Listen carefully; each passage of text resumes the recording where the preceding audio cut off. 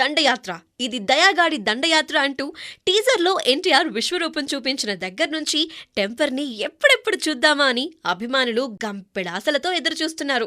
ఆంధ్ర వాళ్ళ రిజల్ట్ని దృష్టిలో పెట్టుకున్న పూరి జగన్నాథ్ చాలా జాగ్రత్తలు తీసుకుని మరీ ఈ సినిమాని మలిచాడంట. అంతేకాదు ఎన్టీఆర్కి ఓ హిట్ కంపల్సరీ, అందుకే తాను ఈ సినిమాపై చాలా ఆశలు పెట్టుకున్నాడు. ఎట్టి పరిస్థితుల్లోనూ ఈసారి తేడా రాకూడదని ముందస్తు జాగ్రత్తలన్నీ తీసుకుంటున్నాడు. అయితే ఓ విషయం మాత్రం ఎన్టీఆర్ని తెగ టెన్షన్ పెడుతుంది. అదే రన్ టైం. ఈ సినిమా నిడివి దాదాపుగా 2 గంటల 45 నిమిషాలుగా తేలింది.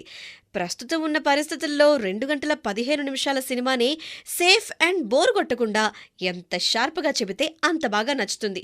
నిజానికి పూరి సినిమాలు చాలా షార్ట్ అండ్ స్వీట్గా ఉంటాయి. అయితే ఈ సినిమా రన్ టైం మాత్రం 165 నిమిషాలు వచ్చింది. ఎలాగైనా సరే ఓ 30 నిమిషాల సినిమాని కట్ చేసేద్దామని ఎన్టీఆర్ సూచిస్తున్నాడట. పూరి కూడా ఎక్కడెక్కడ ట్రిమ్ చేయొచ్చో ఓసారి చూసుకుంటున్నాడని టాక్.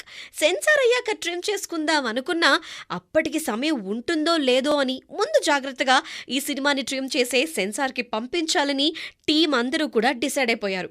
బాగున్నా కథకి అవసరం లేదు అనుకుంటే సీన్స్ని లేపేయండని ఎన్టీఆర్ కూడా మొహమాటం లేకుండా చెప్పేశాడంట.